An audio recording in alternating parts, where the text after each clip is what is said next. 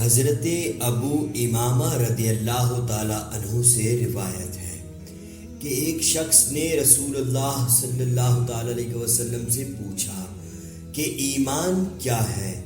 تو آپ صلی اللہ تعالی علیہ وسلم نے فرمایا کہ جب تم کو اپنے اچھے عمل سے مسرت ہو اور برے کام سے رنج و قلق ہو تو تم مومن ہو۔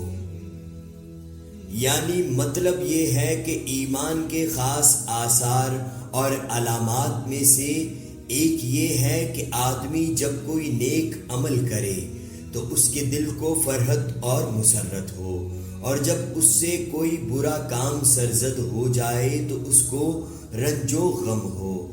جب تک آدمی کے ضمیر میں یہ حس باقی رہے، سمجھنا چاہیے کہ ایمانی روح زندہ ہے اور یہ احساس اس کا ثمرہ ہے۔